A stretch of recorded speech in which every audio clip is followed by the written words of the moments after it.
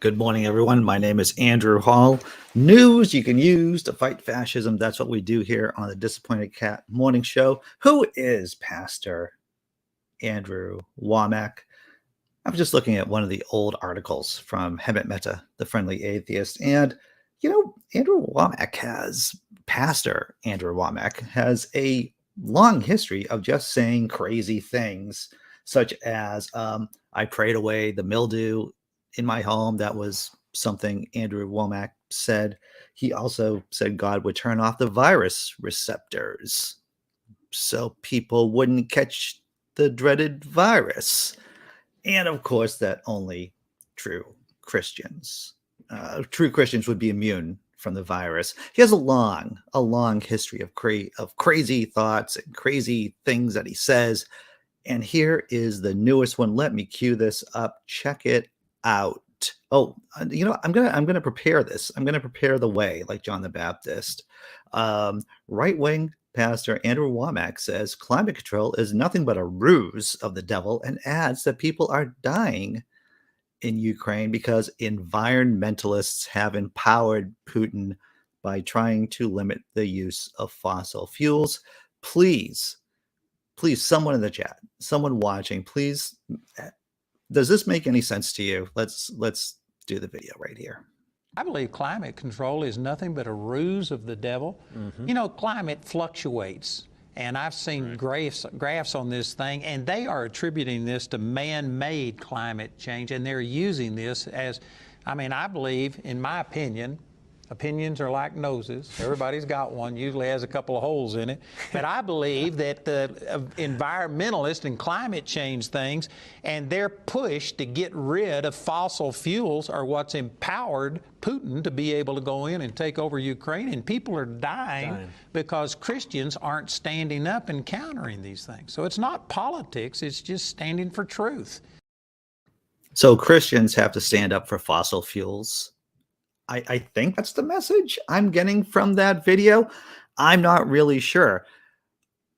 The fact that we're lowering our dependency on fossil fuels is somehow empowering Putin. That doesn't make sense either, because the only reason why Putin has any money whatsoever is because he runs a petrol state, gets a majority of his money.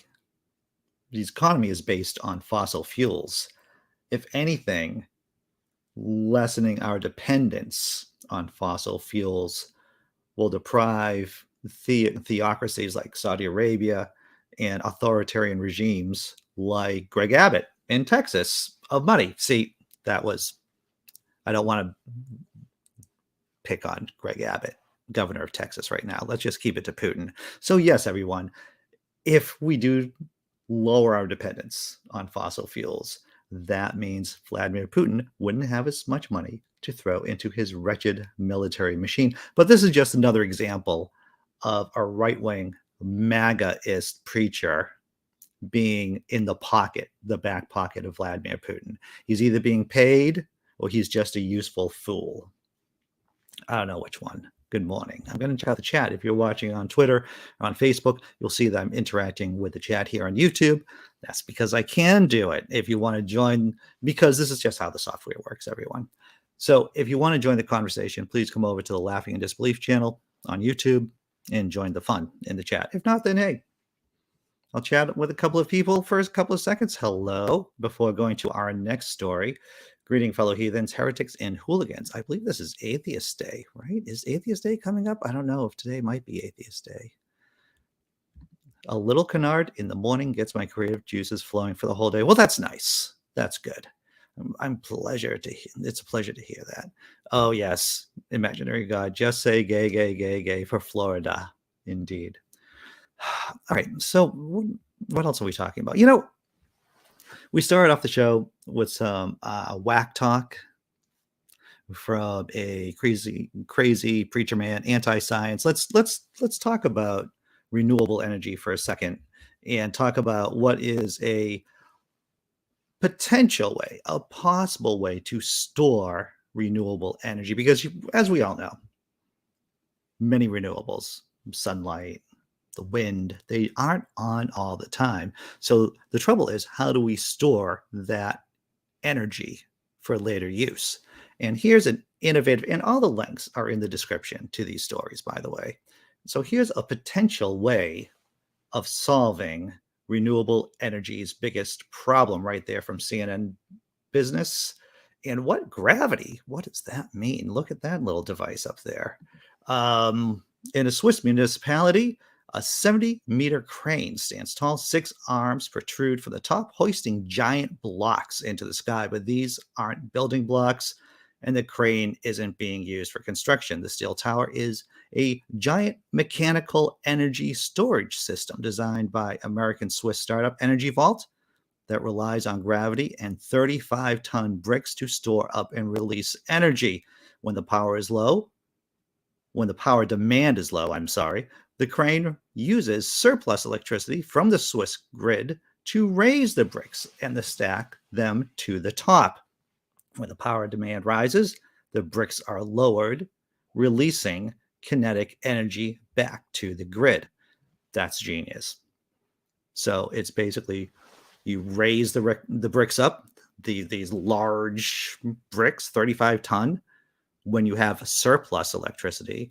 And when you need the electricity, you just lower the bricks. That powers the turbines and creates electricity. Because we need battery alternatives. One solution to the problem of not having renewables on all the time is lithium-ion batteries, which are already linked to power grids worldwide. They can be charged using electricity generated from wind and solar and release that energy on demand. The technology has advanced rapidly in recent decades, says Dan Shreve, global head of energy storage at Wood Mackenzie, an energy research and consultancy firm. For the most part, they have been used for short-term energy storage up to 6 hours. He says as decarbonization ramps up, demand for more durable storage will rise. Another drawback is that lithium is a limited resource found only in certain parts of the world, and mining it can harm the environment. While the cost of batteries have plummeted over the last decade, prices started to soar in 2021 as lithium demand outstripped supply. So the genius part of this, is that they're rocks. They're 35-ton rocks. They're not really rare, are they? Unlike lithium. So the problem with the large towers is that they want to scale up, everyone. They want to scale up. So they're building these large buildings that are full of big blocks that they raise up. So since Energy Vault established its successful prototype in Switzerland in 2020, the company has pivoted from the tower model design, which could reach up to 200 meters in height, to 20-story modular buildings it calls Energy Vault Resiliency Centers. The company received feedback from potential clients that the tower was too tall and might not comply with international building codes. So that's pretty cool. So when there's excess energy, you get these resiliency buildings, and there's a bunch of large stuff. Is it that simple? Can it be that simple of just bringing something really heavy up and then lowering it at the right time? Sometimes the most simple solutions are the best ones. The resiliency centers will use the same bricks made from soil and waste products, and the buildings will be about 100 meters tall. Bricks will move up and down inside the building on trolleys controlled by an AI system that identifies optimal times for charging or discharging energy depending on supply and demand. The centers will vary in footprint, possibly covering from 1.5 to 20 acres, depending on the storage capacity, he adds. But they are likely to be installed in places where space isn't an issue, such as near existing wind or power plants. The technology is simple and elegant, and so it's going to be competing against lithium-ion, lithium batteries. We'll see whether or not it can compete. It would be pretty awesome, right, if we just use large blocks and gravity to store electricity, to store energy. to create electricity. Checking out the chat. Big Z says, I'd be curious to see how they turn the potential energy into kinetic energy that turns turbines. You need phenomenal gearing, methinks. It's simple as, yes, John Hudson, hitting the like button, so important. So important. All right. Big Zebra. Nothing but trouble Big Zebra is here in the morning. What? Are we at the halftime Tommy Rub show already? Are we halftime right now? And we take a break from the news to see a cat enjoying its cattish life? I think it is. So just a reminder, everyone, there's no ads on this channel. I run this organization, what it is, with your contributions, YouTube members, patrons, people who throw shekels in the super chats. And also, of course, Venmo and PayPal down in the description below. Let's check out a cat video, right? I think that'd be. Gotta pay my cat for being such a good friend. She attacked me and she sneakily accepted it like casually on top of the dollar. Just licking on her body. Then crisis hits. She's like, holy shit, does this make me a capitalist? No, baby, it's just hard times. You don't worry about that stuff. You're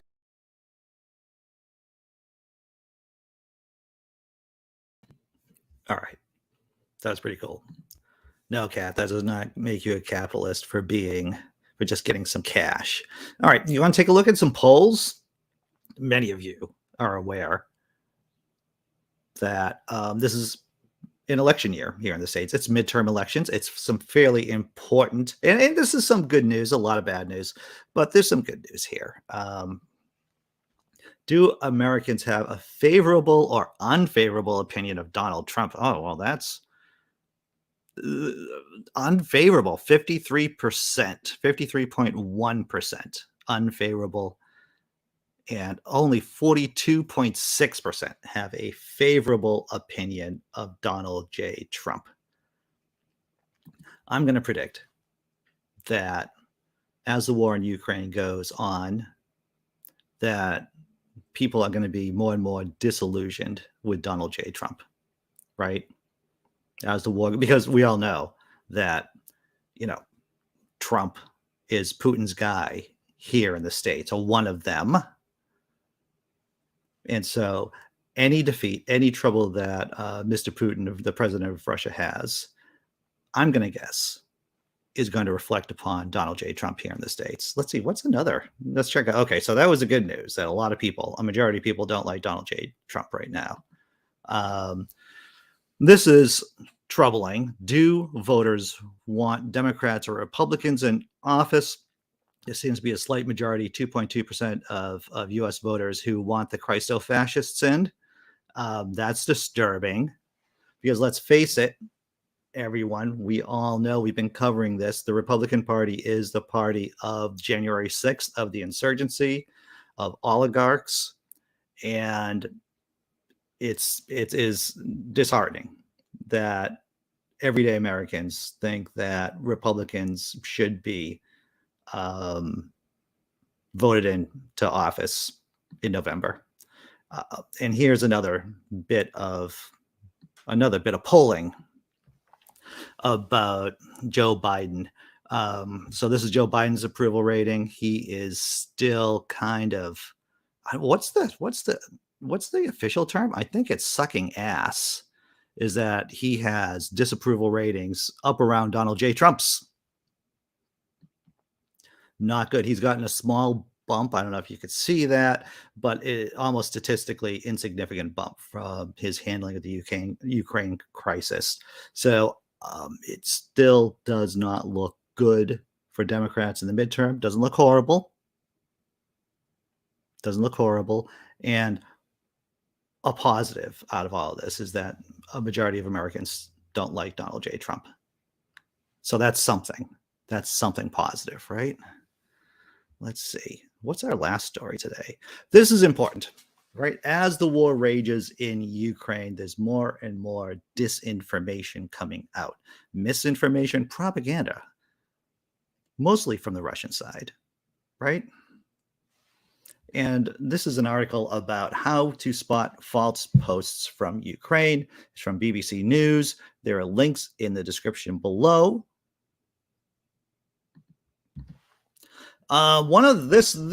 There's three different ways, and this is the best way to figure out if a video is real or not, is to look for clues like the weather, road signs, and languages people are speaking. Videos of Russia's invasion of Crimea from the blast in Beirut in 2020 have been shared widely, pretending to be from the current conflict. Using Google Maps, you can figure out if the video is really from where it claims to be, and by using reverse image searches available from a number of websites, you can see if that same video or image has been shared online before. That's a telltale sign that's been recycled from a previous event. So if you do a reverse image search and the video is from 2 or 3 years ago, you know that it's not from the current conflict in Ukraine. And it's important for us as skeptics to know, to be able to tell what is fake news, right? It's important for anyone, but especially for those of us who try to live a rational life, to really have the tools to figure out what is a real news story and what is propaganda. So that's the first way. And here, who is sharing that piece of information on social media? It's important to examine who shared a post in the first place. Can you verify who they are? Are they a trusted source? So let's talk about trusted sources. I don't know. Whenever you see me share an article here on this show, it's from a trusted source. BBC News, Bloomberg News, CNN, The Guardian, maybe what's not news, Fox News, OAN, the Daily Sturmer. You know, those are not legitimate news sites. Those are propaganda mills. Those who have posted misleading videos are sometimes looking for likes and shares. It's a distressing time, and posts about what's happening in Ukraine are likely to catch on. Others are sharing false claims to push certain narratives, to boost their political agendas, or to sow doubt and confusion. Several young people in the country have told me about pro-Russia accounts, which argue with Ukrainians, suggesting without any proof that the war is staged or Ukraine is bombing its own territory. Look, everyone, we know that Donald J. Trump and the Republicans use pages from the KGB's playbook, right? Steve Bannon has said on his podcast that he wishes to flood the zone with shit. Flooding the zone with shit, meaning misinformation, to create chaos and to get political advantage out of that chaos. And lastly, pause. Oh, my fictitious God, please pause before you share. A lot of what's going on social media about the war is frightening. It triggers a reaction, and that means people sometimes share posts before checking if they're real. Disinformation spreads because it plays on your emotions and biases. And look at this. Look at this piece of fake news here, a tweet about Steven Seagal can't punch his way out of a paper bag these days. So here's a fake CNN tweet about intelligence agencies say that Steven Seagal is among Russian special forces. Look, the only special force that Steven Seagal is at these days are at the buffet. That's his special force right there, doubling up on the ribs. He's not in combat at all. So those are three ways that you can see, or you can help detect fake news coming out of Ukraine. Going to check out the chat, see what's going on. Let's see. Well, yes, it's getting real when the Kremlin is using Fox talking points. Exactly. Imaginary God. Let's see. Anything else going on here in the chat? All right. Yes, there are polls, all from 538, the 538 site, 538 Politics. It's a great source. It's a great podcast. I get a good amount of my information from there. All right. Let's see. Sean says, Sarah Palin was on the news, Fox, the other day, and she was comparing about gas prices in Alaska. Oh, boo-hoo. I'm in California where gas is about $1 more a gallon than Alaska. Yeah. You know, what is surprising, or not so surprising, is that you have a lot of people who buy large gas guzzling vehicles here in the States. And they're the first ones to start crying about high gas prices, of course. And it's like it's as if they're taking a gun and shooting themselves in the dick and then blaming Joe Biden for it. It's not Joe Biden's fault that you shot yourself in the testicles. It's the fact that you bought a huge gas guzzler. And you cannot expect. And here, ask Europeans, people in Western Europe, about what gas prices are per liter over there. And it's clear that Americans in general pay a lot less than many other countries for their petrol, for their gasoline. Is it time to close out the show? I think it is time to close out the show. Hey, everyone. We do the after party after show. If you want to be on the panel, the link is in the description below. If you just want to watch the fun, the link to the channel, because we're doing this on our sister channel, is in the description below too. We do this from 9:30 to about 10 o'clock. So if you want to join in on the fun, and we just talk about anything, any topic that comes up. So it's an open room for Democrats, atheists, progressives, anyone who wants to join in. Oh, Sean says, I have a Honda CRV and paid $62 for a full tank of gas. Yeah, that's hard. Hard. All right. Put a smile on your face, Sean. Sean, I'm going to show a cat video and then a thank you video, and then I'll see you at 9:30, everyone.